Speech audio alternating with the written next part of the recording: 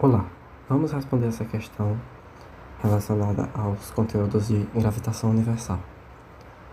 Bom, a questão diz o seguinte: considere um planeta de massa m em movimento orbital circular com raio r e período t, em torno do Sol, de massa m. Mostre que, para essa situação, a razão t² sobre r ao cubo, que corresponde à terceira lei de Kepler, vale 4π² sobre gm, certo? Bom, a gente tem o seguinte, podemos destacar algumas coisas aqui, como por exemplo, a massa do planeta, m minúsculo,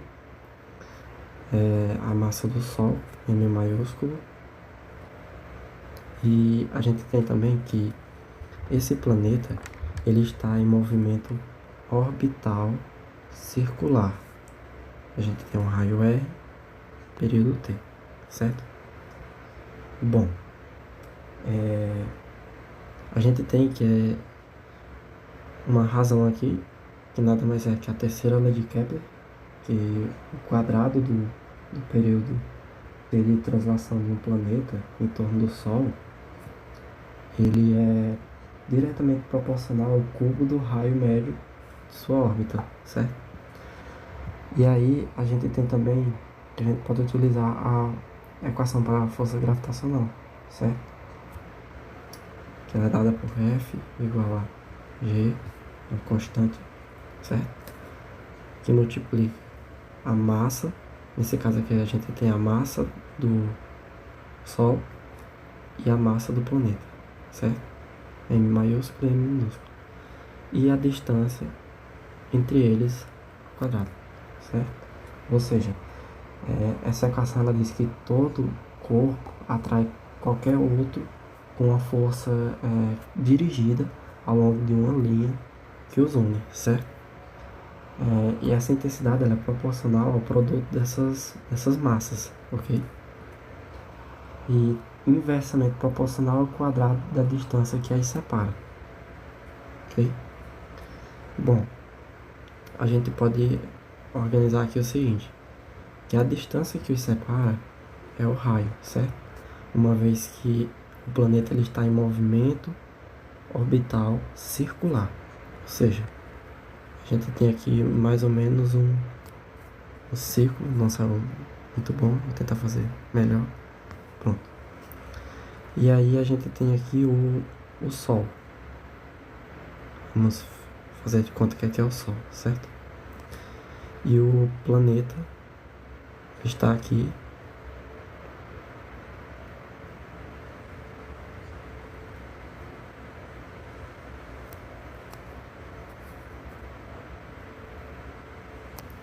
pronto. Ele está no seu movimento orbital circular aqui.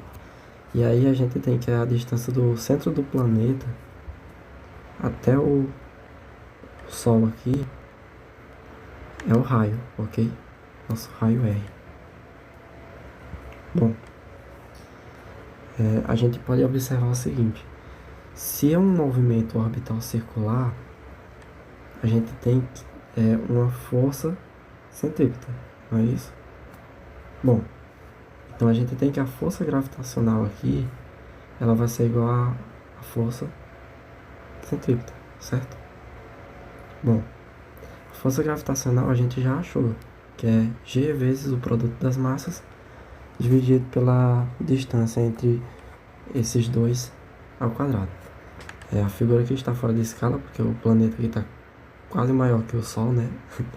Mas essa é uma representação para visualizar. Bom, a gente pode repetir aqui a equação baseado nisso, certo? A constante G vezes a massa do Sol vezes a massa do planeta dividido pela distância ao quadrado, que nesse caso é o raio, certo? Em qualquer lugar aqui vai ser sempre o raio, porque o movimento dele é circular, ou seja, é um movimento orbital circular. Ou seja, se é um círculo, em todos os pontos aqui a gente vai ter a mesma distância, certo? Bom, na força centrípeta a gente tem o quê? A gente tem a massa do planeta, certo? E a gente também tem a aceleração. E como é que é dado essa aceleração? Aceleração centrípeta. A aceleração centrípeta, ela é dada por v ao quadrado sobre r, certo? Logo a gente tem um produto aqui da massa pela aceleração, que é a velocidade ao quadrado dividido pelo raio, certo? Bom, a gente tem mais uma coisa, que quando a gente está tratando da velocidade do movimento circular, a gente tem o seguinte, que vai ser 2π vezes r, o raio, dividido pelo período, certo? Então isso aqui a gente tem que é a velocidade.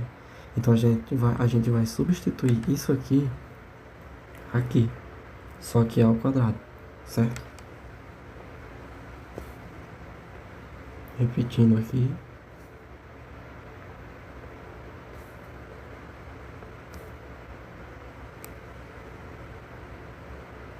Dois π r sobre o período, isso aqui tudo ao quadrado, dividido por r, certo? Bom, a gente, antes de continuar, a gente observa o seguinte, que a gente tem a massa do planeta de um lado e ela também do outro, então a gente pode simplificar, certo? Continuando, agora a gente tem apenas g vezes m sobre o raio ao quadrado igual a S que a gente já simplificou, certo? A gente pode desenvolver aqui 2π vezes r dividido por t. A gente vai ficar com 4π ao quadrado, que multiplica r ao quadrado, dividido pelo período ao quadrado, que está sendo dividido por r, certo?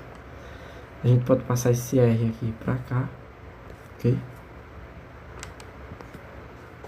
Então a gente fica com g vezes m vezes r dividido por r ao quadrado, que é igual a 4π ao quadrado vezes r ao quadrado dividido pelo período ao quadrado, ok? A gente pode simplificar esse r com 1 aqui, certo?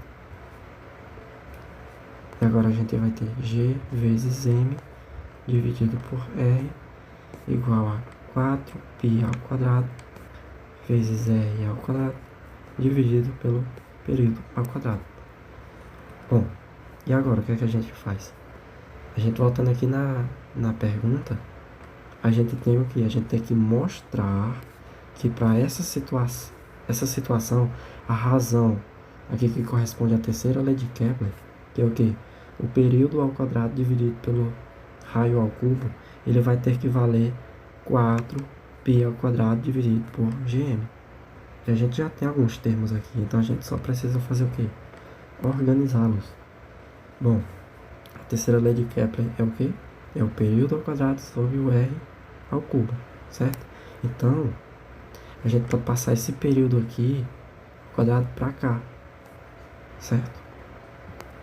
Então, eu passo ele para cá, período ao quadrado, que multiplica gm dividido pelo raio é igual a 4π ao quadrado vezes r ao quadrado.